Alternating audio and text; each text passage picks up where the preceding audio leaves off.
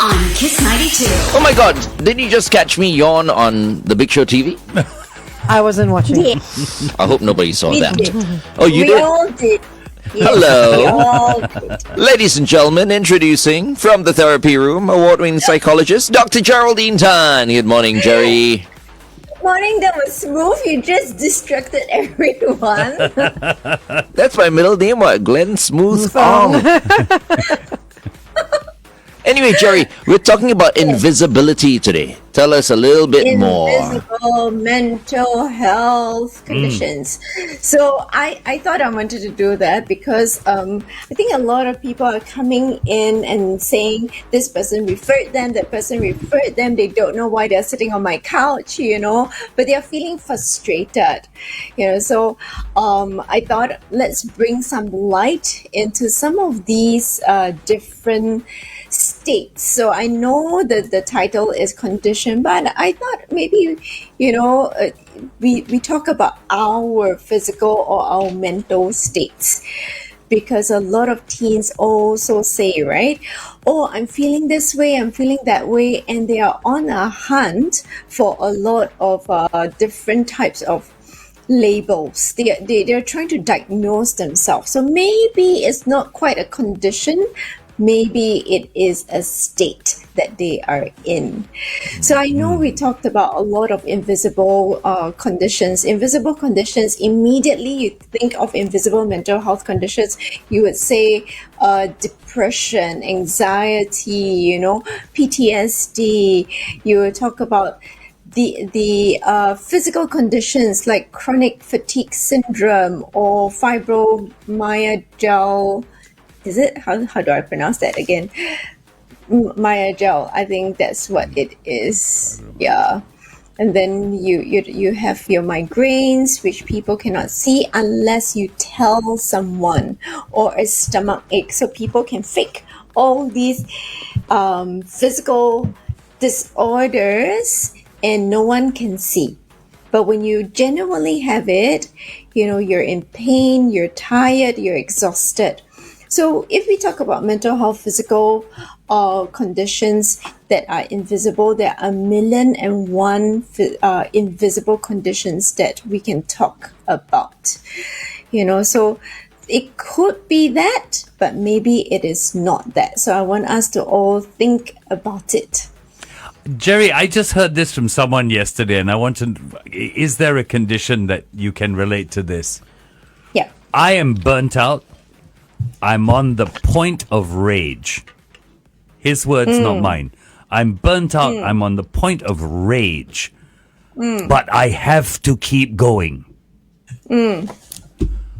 How is there a condition you can put to that? Is Burnout, there a clinical condition? Yeah, a clinical condition. Maybe not a clinical condition. That's why it is so difficult. Everybody is hunting for a condition. Everybody is attempting to label nowadays, because when pandemic hit, and then COVID, the whole COVID and all the stressors came about, we suddenly started to label many things, or more labels started to surface. So everyone was trying to search for a label for themselves. But what if there is no label? I can think of a few hashtags right there. Hashtag I see red. Hashtag I'm pissed off. Hashtag... Burnout. Yeah, so you see, for me, the operative word in what he was saying was rage. And does that relate to anxiety? I don't know. It may not be anxiety. I mean, it's obvious, one. No, to me it It's wasn't. obvious. No, because I look at him and he looks fine. The guy is overworked. He's tired. He needs a break, but he can't afford to take That's a why break. people always say don't mess around with someone who's quiet. If the person is noisy. quiet, you carry on poking that fella, you see what happens. Okay, Let's FD sometimes. hold your friend in our minds for a little while. Okay, I'm gonna say 3 statements that people tend to say to another person. Okay, so 1, oh, you feel tired, but you don't look sick. Okay. So you might be complaining about something, right? And they say, oh, but you look fine. You don't look sick. You look very well. Okay, second statement. You've always managed. It's okay. You can do it. You've always managed. Second statement. Third statement. You're very clever. You can do it one. You're so intelligent. Nothing phases you. 3 statements. Now, after hearing the 3 statements or any one of those statements, how do you think you would react? Okay, let's talk about that on The Big Show TV. Meantime, here's Quavo and Lenny Kravitz, Fly on Kiss 92.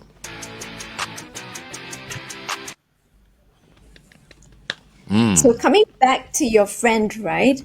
Which of these statements, and perhaps more, right? Which of these statements do you think he has been subjected to? All of them, I'd say. I would say all of them. In particular, you've always managed. You'll be fine. You'll be fine. And it's something that you and I would also say so subconsciously. But the impact on the other person, sometimes we think that we are reassuring them. We think that we are supporting them. But what happens is it shuts the other person up. It just ensures that they don't share anymore, because whatever I say, you're going to tell me that I can manage. So why should I share with you anymore? But I've been guilty also of saying that, like somebody says, oh, I'm feeling like this, I'm feeling in a rut, this and that. But then I say, you know what, you've done it once, you can do it again. And I find like with certain people, it motivates them. Correct. Because what else can you say? I mean, you need to encourage them. Yeah. And you think you're encouraging them, right? Yeah. Yep. True. And it sometimes work, but like you say, for certain people, at a certain level of stress, it is an encouragement. But perhaps in FD's friend's case, he is at that brink where, I don't want to hear that I can manage anymore. I just want somebody else to take the driver's seat. I don't want to do this anymore. I just want to rest. That's why that's why I turned to him last night and I said his problem was he has no succession plan. He has no one to help him take on the work and later take over from him. So he feels he has to do it all. Succession as in a child or as in an employee? Finds an employee. Find someone that you can turn into the closest thing to your clone. So he can take some of the weight off you. That's what I ended up telling him. I don't know whether that was putting more pressure on him or not. Are you a professional? But essentially... No. See, exactly. We were just But he's a talking. friend. No, I've had friends come up to me as well before. But did I give them advice? Like FD gave the friend some advice? But what was wrong with me giving him advice? Because you're not a professional, that's why. No, there's nothing So- wrong with saying as what a- you say. as So for me, what I do is I immediately go like, give Dr. Geraldine Tan a call. She'll probably be able to give you better advice than me. This is not smooth anymore. No, I'll take it's not. away your Yeah. What do you mean? That's just like It's sucking true. up. No. It's just sucking up. You not Do I giving suck anyone up to anybody? advice? Yeah. Oh, please. No, I only give people advice if they really want my advice. But I always feel like my advice is not good enough. I'd rather, I don't think it's send advice. them to a professional. I think it's more opinion that we give. The advice maybe the advice would come from a professional, but the opinion comes from friends and colleagues. Yeah, but I tell you, Tell us. the advice from a professional is absolutely amazing. Of course. I mean, I go to the therapy room. I see one of Jerry's colleagues whenever I need, like, To talk. to get some... Clarify. Well, to get clarify. clarity. You know what I mean?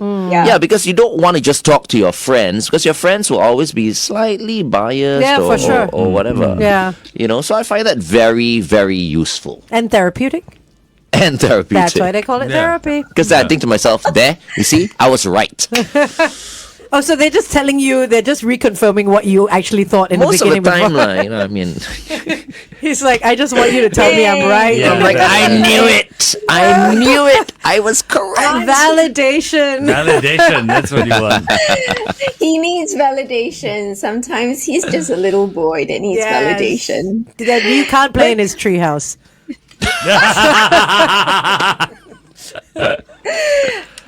Okay. Anyway, coming back to FD, right? So what FD did is, not just giving advice, you're resourcing him. So remember the 5 different pillars. So one of the resources is social resource. So you recognized that. So if we have said you have always managed, then we didn't hear him correctly, where he says, I feel so tired. I feel so alone. But I think what FD heard is that, okay, you are alone and you are exhausted. You need someone. So that's a social resource that you encouraged him to go and seek.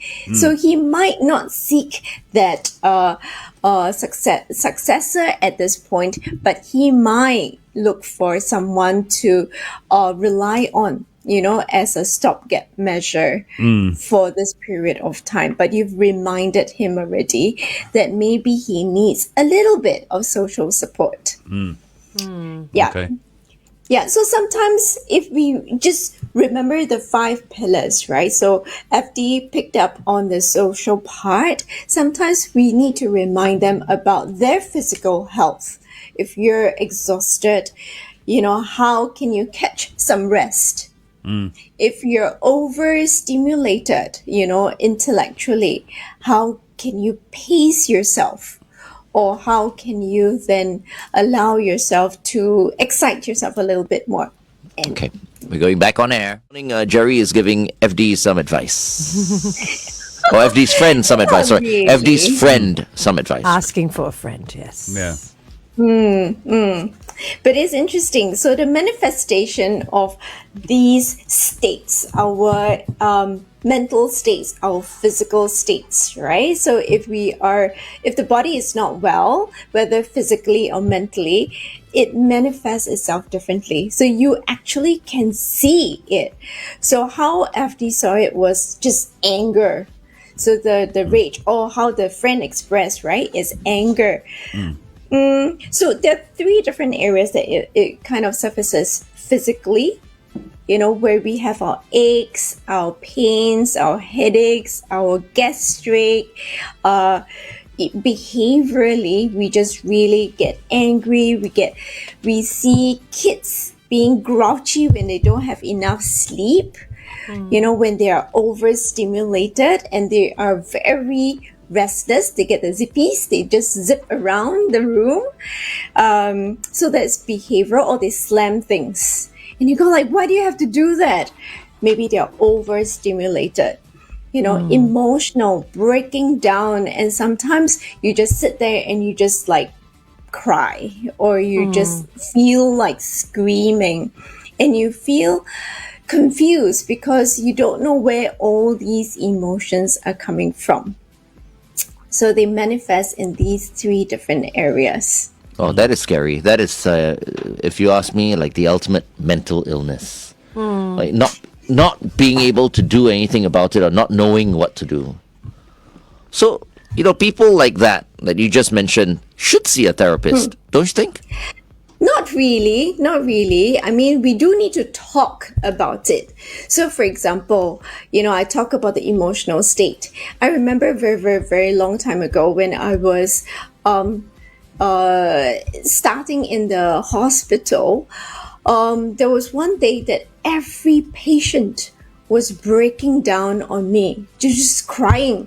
So imagine 8 hours of patients crying, in front of you. And I thought I was managing it really, really well, and was really proud of myself. And then I went into the office at the end of the day. So there's a staff office, right? Closed the door, sat down, and tears started rolling down my eyes. And I was like, hey, wait a minute, but I don't feel sad. Where are these tears coming from? And, when I recollect the day, it was like just one person after another person, my own emotions had to come out. But did I consciously think that I was sad? No, I wasn't. Yeah. Because all you did was you absorbed all that energy from other people, right? And you had to sort of have an outlet for it as well. Oh my goodness, I can't imagine But that. the body keeps score. The body remembers. The body feels it for you, you see. And sometimes that is what happens.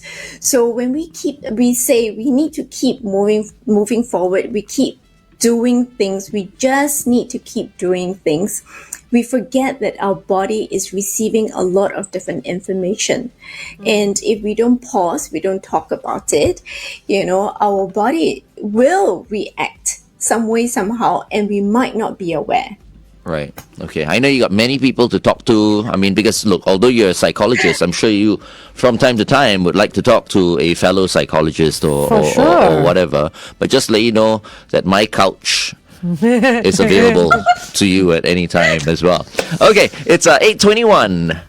So cheeky. Glenn's couch. Jerry, we've got a very interesting statement on our Facebook I'd like to read to you and then get your comment. Sometimes the pain, the stress, and the internal turmoil just becomes part of you. Then you don't need to see or seek help from anyone, because there's no end or solution to your condition. And over time, you learn to regulate and manage it by yourself. That sounds awful. It sounds horrible. Sounds terrible to live with. Horrible. Yeah. So the resilient person that we are, so human beings are very, very, very resilient. So we would face an issue, regulate ourselves, and that's what we're constantly doing with micro traumas day to day, right? But when it gets to a point where you get frustrated with yourself, where it starts to affect people, and that's something I realized recently. That's why I chose to talk about it, is because there are friends, there are spouse that push their friends or spouse for sessions, saying that I cannot stand this behavior anymore. Please go and seek help. So they request for the person to come in for a session. And this is exactly what the person says. I've been dealing with it. I know how to deal with it. I don't know why I'm here. And then you start to dig a little bit further, and they have been dealing with the negativity all their lives. And they don't know how to put down that sack of potatoes. So there's the sack of potatoes being their burdens, right? Or their frustrations. They don't know how to put it down anymore. And they're even afraid to put it down. Yeah. Wow. Yeah, but it's affecting the people around them. It's affecting them because it's breaking them down. So they recognize that part, that they are breaking down, and that their loved ones are also suffering. You mentioned that they are afraid to release that burden. Why? Because they've become so used to it? Wait, before you answer that question, that's a very good question. If you're watching us right now and you are one of those people who perhaps maybe feels you need help, or maybe in the past you didn't think you needed help, get in touch with us on Facebook and tell us how you're feeling right now and why you think you're feeling the way you're feeling. Yeah. Jerry? So they're feeling very familiar with that. They know how to deal with that. And, they have dealt with it for maybe 20 over years, 30 over years, 40 over years, to completely relinquish that part of themselves, which has become integrated into their person, and the way that they do things is very, very alien. It will become very, very alien. It will become even more uncomfortable, which is why we need to dialogue about it. So when they re-regulate themselves, it's best to do it with a professional, Otherwise, they can feel quite displaced. So them breaking down, that's not the biggest issue. Them thinking that they can throw it all away suddenly, it's like cutting off medicine without the doctor's, direction or care. Yeah. So it could be someone that's going through abuse as well, that's carrying that sort of secret almost or burden. Yep. It could be, but it doesn't have to be as big as that. So I actually want to introduce an idea to all of us today. So all of us have emotions. We've already established that, and all of us feel intense emotions at some point in time. I wonder, okay, I'm going to say a few behaviors. Have you ever spoken and tried to talk over a friend and you realize and caught yourself, oh, why am I doing it so often today? Okay, so that's one. I do it all the time, by the way, just in case I forget to say that. Interruption is my middle name. Clicking off a pen. FD does that. All the time. The humming at, strange times. That's not the same as singing, right? No. No. FD, how come your Mont Blancs? How come your Mont Blancs have the click, click, click, click, click? He's They not don't. using a Mont Blanc. They're these pens that he uses. You will notice something. If I'm ever not 100% comfortable, Yeah. I'll be using a pen like this. He clicks all the It's time. a sign, and I do this all the time. I'll be using a pen Very like annoying. this, a cheap pen, as opposed to an expensive You pen. can't click a Mont Blanc. Come on. You don't click a Mont Blanc. Okay, sorry. Go on, Jerry. Some more. So FG mentioned, right, when he's not comfortable. The other one would be like twirling their hair. Have you ever seen like people twirling, especially Shalini. guys, they have very, very No short lah. hair. Shani do that? No, she does not. Yeah. Anyhow, point But fingers. He I thought cannot do that. That's why I you did can't that. do I that. did that. No, she did that, not me. But you see, when a girl twirls her hair and looks at you, There's a difference between Right. flirting and twirling. it means she's Yes. flirting with Yes, you, right? yes. No, but not not when all she's the just time. twirling like mindlessly. Jerry, you know? what is this Yeah. flirting you're talking about now? Not flirting. But you have to twist it. It's mindless twirling of hair. Yeah, she doesn't even know she's doing Guys it. would just twirling God. their hair and they realize, oh, I pulled out some hair. Is that why I'm balding? Oh dear. That's not laughing. Mindless twirling of the hair. Mindless twirling. At the office, it's like she's flirting with everyone. No. Okay. Don't spread Sorry. rumors. Okay, go on. Oh dear me. So these behavior are things that are really common that we see, but we don't pay attention. But what FD said is we do it when we are uncomfortable. But what does uncomfortable mean? What emotions are getting a little bit more intense that we need to do these behaviors? And these behaviors are stimming behaviors. STIMMING. What's stimming? Stimming behaviors. So stimming behaviors is self-stimulatory behaviors. And these behaviors can be are usually repetitive, and it can be also vocalization. That means you do it with your vocal cords. Okay, hold on, Jerry. Yeah, so- Going back on air. She was just explaining what stimming is, and we're not talking about stimming a pomfret or something like that at this point. in time. Steaming. This is stimming. What is it? Well, some people. I mean, have you spoken to some Yeah. people? Yeah. Okay. So, what is stimming once again? Stim my STIMMING. Stimming is clinically referred to as self-stimulatory behaviors, and it's usually repetitive, and it can be vocalization also. So we were talking about behaviors like the humming or making throat sounds or clicking the pen, twirling their hair, which is not flirting, it's just mindlessly twirling. So these are repetitive behavior, but all of us may identify some of our own stimming behaviors. Why I want to highlight that is many young people, and I don't know about Cheyenne and Shalini, whether you have heard your friends use this term, because I think it's very popular with the young people nowadays. As in stimming? Yes, that Stimming. Did they use it correctly or not? Have you all heard stimming? Maybe some of your friends, Cheyenne has. Cheyenne has. they were angry and they said, Yeah. I'm stimming right now. No, I've heard it before. Okay. I stim my fish. Jerry, Ayo. we're staying with this stimming thing, Jerry. Right.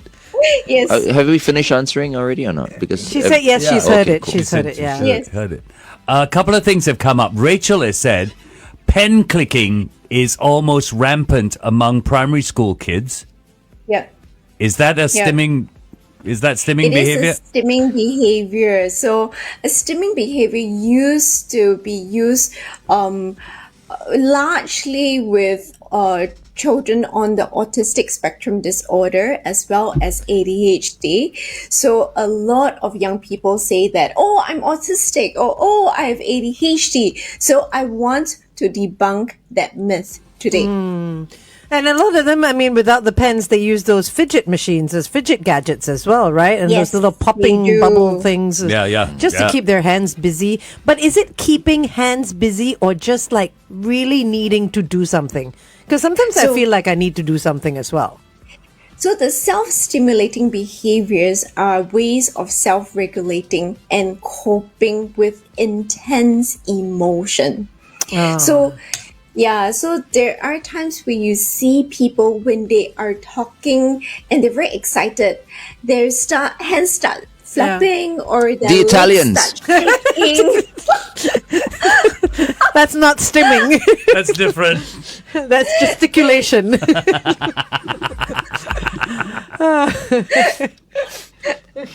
They speak with their hands.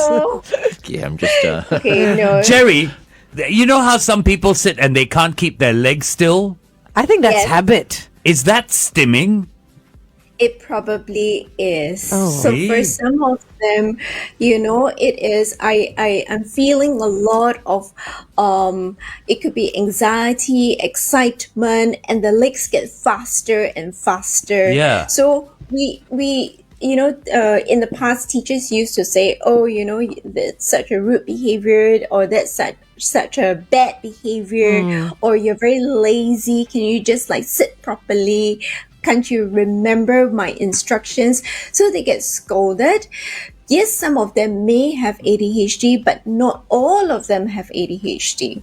Okay. Okay, not yeah. all, my mom, when I was growing up, when I was a kid, I used to do that quite a Yeah. bit. Like shake she my whack legs. your leg, right? And, no. My dad She's used like, to whack my leg. do you want to be poor next time? Because all your money will fall Yeah, out. 'cause all my money will fall out of my pocket. I'm like, okay. I want to find out from noted. Dr. Jerry why men seem to do it more than women. Yes. Let's go onto the Big Show TV. To All find right. out. Meantime, here's a new one from Jenny. Mantra on Kiss 92. So why is it, Dr. Jerry, that men clearly do it a lot more than women? Well, there are all the different senses, right? So we have 5 different senses. So for it could be a little bit of a gender divide there, but the men tend to be a little bit more vestibular, where they will be rocking. So you see the rockers when they do the back and forth. What? I see lady rockers doing that as well. Yes, I know, but it could be a learned behavior. It's not very natural for a girl to do that, or the rocking behavior, the spinning behavior, the shaking behavior. So they tend to be a little bit more bigger in their movements, right? It could be a smaller movement. It could be a hand movement. Okay, so that's the children on the spectrum or adults on the spectrum. They may have more repetitive behavior, stimming behavior with their fine motor skills. It could be also tactile. So if you notice some people, where they flip the pages nowadays people don't flip pages anymore, but in my time when you flip textbooks or you flip storybooks, and they have to touch it a few more times, and it's not OCD. So they like the tactile or the feeling of the corner of a book. Flip, sort of playing with it. Yeah. Or some of the children who like the corner of the blanket because it's very soothing, it's very calming. The auditory one that we were talking about, the humming, the whistling, echolalia, repeating words or phrases, so those are on the spectrum. But for the auditory one, you actually can hear, and that's what some students share, right? In a quiet exam hall, you hear somebody go, they have a lot of throat clearing behavior. Hex. No, but after the paper, they seem perfectly fine. So it's that whole, stress of the paper, is that whole pressure, is the whole fear, perhaps. I'm not sure what emotions they are feeling that causes the irritation in their throat. They just had a smoke outside of the examination room. So is it like a nervous tic or an anxious, it could be reaction? But that kind of calms them down, and they may not even be aware that they are doing it.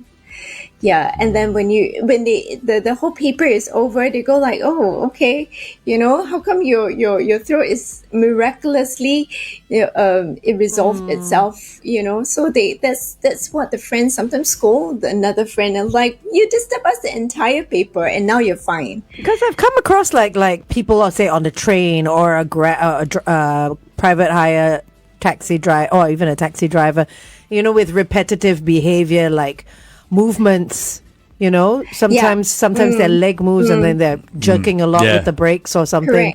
Correct. Or they're clearing their throat throughout the ride. So that could be a tic. It may not be something that it may not be a stimming behavior. So that's why there is a huge difference. That's why I wanted to highlight, sometimes all of us can have stimming behaviors. Yeah. So there's the olfactory one where we smell things or lick things. Typically, we do lick things? Yeah. So those on the spectrum tend to do that. They will bring their nose to certain things and they will smell them, or they will lick everything that they see. Smelling is still okay, but licking is a bit disgusting. Yeah. But I mean, that's kids, people on the spectrum do that. So you can't really say that. Yeah. As in they lick people as well? Or what? They do sometimes. Yeah, so we need to teach them. So we need to do a lot of behavioral work with them, especially, if it is societally, determined that it's inappropriate. We need to help them with that. Is that their way of identifying what something is? Because if you smell it, you can sort of tell what it is. Is that the same with licking? And touching? It probably is, where it helps them to familiarize themselves with an item, with something. It is calming for them. It poses no danger to them. So it might... But it could be dangerous, right? Yeah, we might as well settle this right now, because, if we come across a situation like that, or come into a situation like that, it'll be very uncomfortable for us. Although we try to be understanding, but it'll be uncomfortable for us. So, do they just lick once, or they lick many times? I just want to clarify. Because if it's just once, then I'll just give my hand then. In case, it's like, okay, yeah. No, but what do we do? I mean, the reaction from people could be very, very ghastly, to this child or adult and the person that they're with. So how do we react? Most of the time, they're with an adult already, so who knows them? So I don't think so. You don't see many people going around licking everyone, right? Yeah, right. Because most of them are already managed when they are young, and they are being, they have their own therapy. They are being managed already. So I don't think we should be worried too much, but do not put out your hand for them to lick, you Okay. know. Yeah. You And know, that's if just they me do being it nice, letting the person lick me once, once. no, then you undo whatever the therapist has taught You don't them and encourage. Yeah. I mean, okay, I don't mean to be mean here, but what if I give the person one tight slap? Glenn?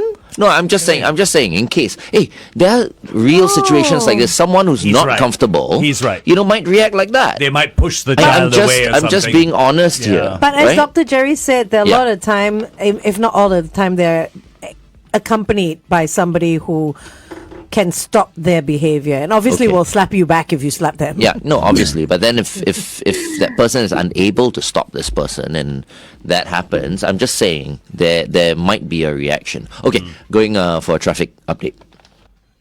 We've been discussing invisible mental conditions for the past 42 minutes now. And just now on the Big Show TV, we were talking about, a certain situation. Like, if someone has a condition and comes up to you and you feel extremely uncomfortable, how should you react? But that's not really invisible, right? That's quite obvious that, and in your face, that something, some sort of special reaction needs to be had. Okay, so I mean, we were Correct. talking about some a condition where people either They're on the what were you saying? spectrum. They're on the spectrum. Yeah, they're they're- on the spectrum.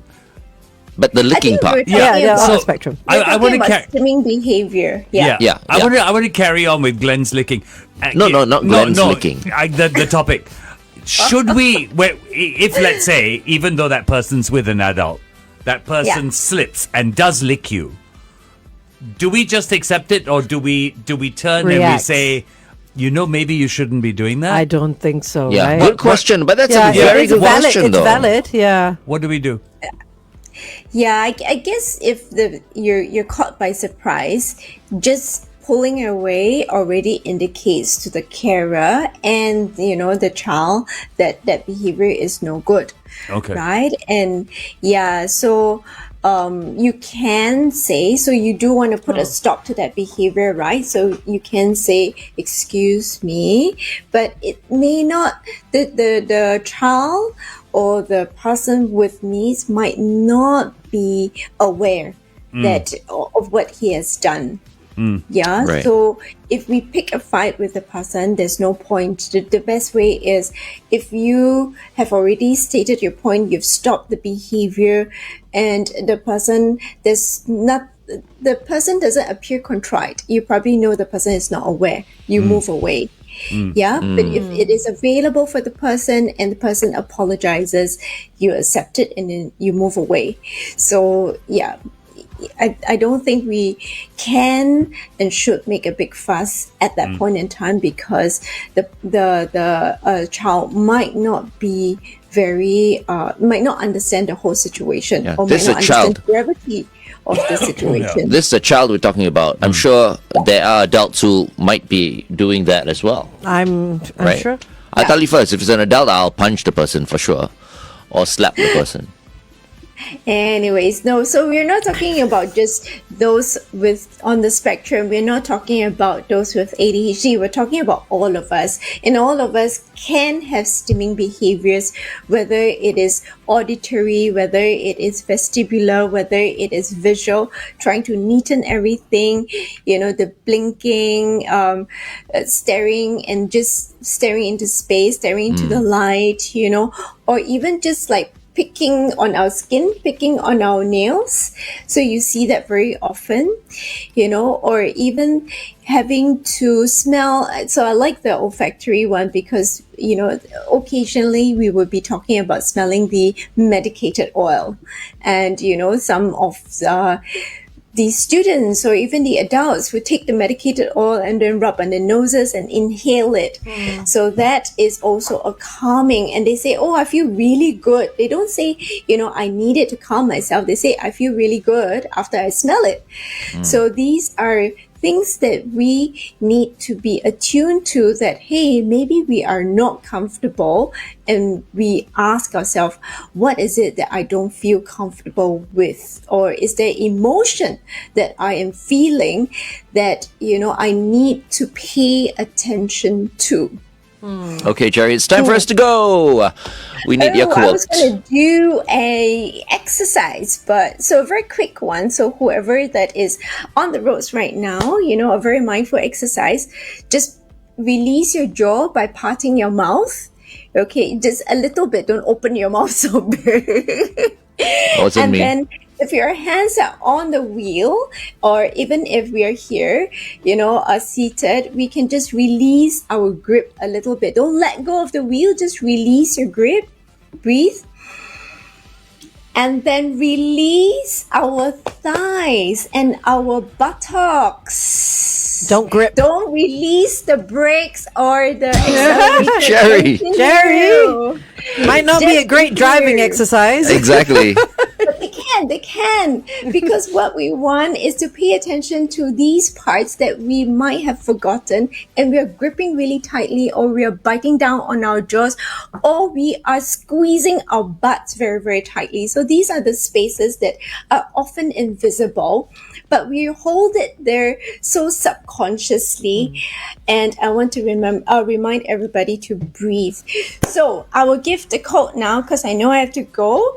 And I want to, because the team and I have just watched Dear Evan Hansen, so I'm going to quote from one of the songs.